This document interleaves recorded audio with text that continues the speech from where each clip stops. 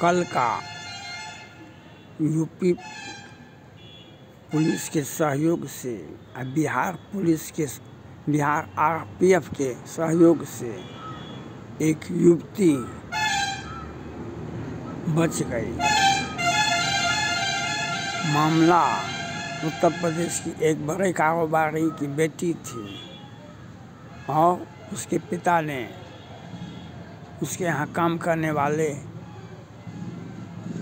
उस लड़की को फुसला लिया था और उसको घर से बहुत सारा सोना जेवरात, बहुत सारा 27,000 रुपया भी लेकर के लड़की चली आई। वह लड़का तो तेज फौज निकला तो समस्तीपुर में इंटरसिटी एक्सप्रेस में अकेली बैठी थी। उसके पिता ने उत्तर प्रदेश में FIR करवाए थे और मोबाइल लोकेशन पर लड़की को समस्तीपुर में देखा गया। उसके बाद उसका WhatsApp से उसका फ़ोटो मंगाया गया तो जान पहचान की कराई गई, देखा गया। तब उसके पिता उत्तर प्रदेश आए, यूपी पुलिस आई और समस्तीपुर रेलवे आरपीएफ ने सहयोग से लड़की बच गई। लेकिन वह लड़का प्रेम जाल में फंसाने वाला वह भाग निकला। लड़कियां को जब ऊंची शिक्षा, अच्छी शिक्षा आप मिला तो आप अपने यहाँ काम करने वालों के यहाँ पीछे पीछे चले जाते हैं। अब जो हादसा होता, लड़की को क्या ज़िंदगी जीने का अधिकार था? वह तो उसके पिताजी का। और यूपी पुलिस तो अभी भारत में सबसे ईमानदार पुलिस में से आती है। बिहार समस्तीपुर के आरपीएफ ने जो काम किया वह सराहनीय है। लेकिन लड़की, जब आपको रहन सहन आपका ऊंचा है, आपको अच्छी शिक्षा प्राप्त हुआ है, तो आप गंदे लोगों के साथ आप पीछे पीछे चल गए। आप अपने, अगर उसी से शादी करने का था तो आप माता पिता को बोलते, आप जाकर शादी कर लेते। वह नौकर तो था, आपके यहाँ काम करता था, आपको उसी से प्यार करना था। आपने इतनी बड़ी जेवरात को लेकर के आज के ज़माने में लड़का तो बहुत सारे लड़के फौज निकलते हैं, बहुत सारे लड़के फौज निकलते हैं। आज की लड़कियां भी वह ऊंची शिक्षा, अच्छी शिक्षा मिलने के बावजूद भी अपना बुद्धि का प्रयोग नहीं करती है। उसी का वह तो उसके पिताजी ने बुद्धि का प्रयोग किया, यूपी पुलिस ने बुद्धि का प्रयोग किया, आरपीएफ ने सहयोग किया, इसलिए उसका इज्जत बच गया।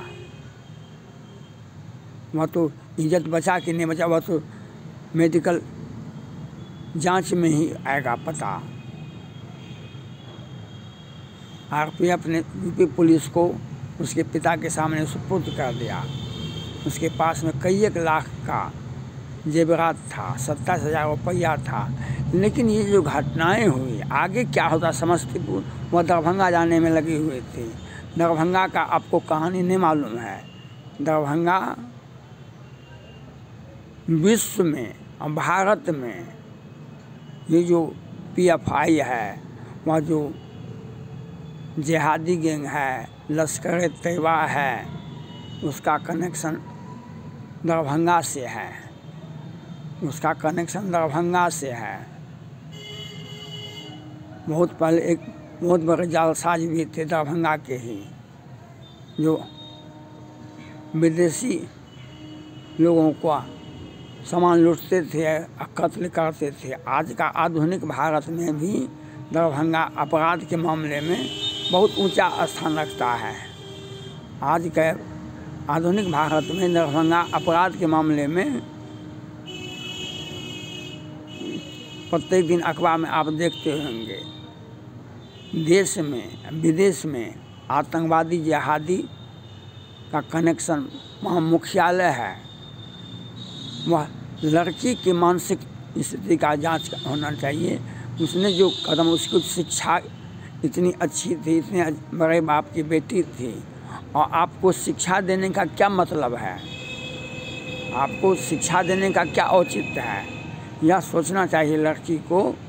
आपको अगर प्यार करना ही, शादी प्यार क्या होता है, शादी करते आप उसी लड़के से करते, आप माता पिता को कहते खुशी खुशी बिन दहेज का आपको शादी हो जाता उससे,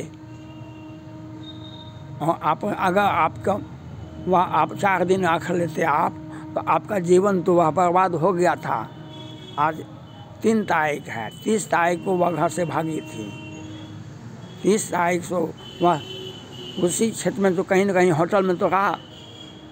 तो लड़कियों को भी अपना जो आप उसके माता पिता, जो उनका परिवार जो उनको शिक्षा दे रहे हैं, उस शिक्षा का उपयोग नहीं करते हैं, और इसीलिए घटनाएं होती है बार बार। घटनाएं जो हो रही है इसमें लड़की का भी दुख है, इसमें लड़की का भी दुख है। लड़की तो अपना व्हाट्सअप, गलत व्हाट्सअप बना लेते हैं, वह कर लेता है। कुछ लड़के तो वही काम के लिए उसको पैसा मिला है, कई एक लड़का ने गिरफ्तार हुआ, कई एक लड़की जब गिरफ्तार हुई केरला से, वहाँ से उसने आप बीती बताई, कहा कि उस जो लड़का हिंदू लड़की का अपहरण करता है, उसको प्रेम शादी में फंसाता है, उसको अंतर्राष्ट्रीय से और भारत में उसे सर्टेन जगह से बहुत बड़ा राशि मुहैया कराया जाता है, 2-4-5 लाख। तुम इस प्रकार से हिंदू लड़कियों का ब्रेन वॉश करो, उसको प्रेम जाल में फंसाओ। लेकिन वह प्रेम जाल में फंसाता है, उससे वह धंधा है, वह उससे बिजनेस है। लेकिन आपको जो इतनी बड़े परिवार से आप आते थे और आपको इतनी अच्छी शिक्षा, उस शिक्षा प्राप्त दिया गया है, आपका मानसिक स्थिति क्या है? अगर आपको शादी करना है किसी आम परिवार से, आम लोगों से, अपने नौकर चाकर से, अपने व्यावसायिक पार्टनर से, आप उसको ओपन पिताजी को कहिए हम उसी से शादी करेंगे, शादी कर देंगे। माता पिता को भी तो अच्छा होगा, जो करोड़ खर्चा होता वह 2 लाख में हो जाता। लेकिन लड़कियों को माता पिता पढ़ाते हैं, परिवार पढ़ाता है, इसलिए नहीं, वह कमा के हमको खिलाएगा, उससे जीने का अधिकार सिखाता है, समाज में, दुनिया में उसे जीने का लिए परिपक्व बनाता है। शिक्षा का अर्थ एक ही अर्थ नहीं होता है कि वह पढ़ेगा तो नौकरी करेगा, कमाएगा तो हम उसके पैसे से, बेटा बेटी के परिवार के पैसे से हमारा भोजन चलेगा, ये बात नहीं है। उसको परफेक्ट आदमी बनाने के लिए शिक्षा दिया जाता है। और अच्छी शिक्षा, उच्च शिक्षा मिलने के बावजूद भी अगर आप गलत करते हैं तो यह इसके लिए कौन जिम्मेदार है? हम तो यूपी पुलिस को और बिहार में समस्तीपुर आरपीएफ को धन्यवाद ज्ञापन करते हैं। आप दोनों के सहयोग से वह लड़की का, हिंदू लड़की का इज्जत बच गया। और अगर आप तत्पर नहीं होते, आज तो भारत में तो यूपी पुलिस ये इनाम के पात्र हैं। उन्हें वह जितना कर्तव्य परायण उत्तर प्रदेश पुलिस है, वह उसके सामने में हर चुनौती को वह सफलतापूर्वक कर लेता है। लेकिन यूपी पुलिस ने जो किया, उसके पिताजी ने जो किया, आरपीएफ ने जो किया, इसमें कहीं न कहीं लड़कियां दोषी थी। लड़की को जो शिक्षा दिया गया था, उस शिक्षा का उपयोग नहीं किया। आपको उसी सर्वेंट से शादी करना है तो आसानी से कर लेते। आपको सर्वेंट से, अपनी सर्वेंटे से शादी करना तो शादी तो आप माता पिता के सामने में कर लेते। चुरा के भागने की क्या आवश्यकता है? आपने और आपको इतिहास पढ़ना चाहिए। सुपर्णखा भी अपने मन से कहा था कि हम अपने लंका में शादी नहीं करेंगे, हम अपने मन से हम लड़का को खोज करके शादी कर लेंगे। और वह आते आते राम से लक्ष्मण को कहा, मन माना कछु तुम्हें नहाय, मुँह सम पुरुष तुम सम नारी, यह संयोग विधि रचा बिचाई। तुम्हारा जैसा पुरुष हमको नहीं मिला और हमारी जैसी नारी भी दुनिया में कोई नहीं मिला, इसलिए आपको देखने से हमारा मन अस्थिर हो गया। आपको तो वह जो आप खोजते हैं अपने मन से, तो आपका चयन वही सर्वेंट होता है। तो वह क्या हुआ, नाक कान काट लिया। राम के आदेश पर लक्ष्मण ने उसका नाक कान काट लिया।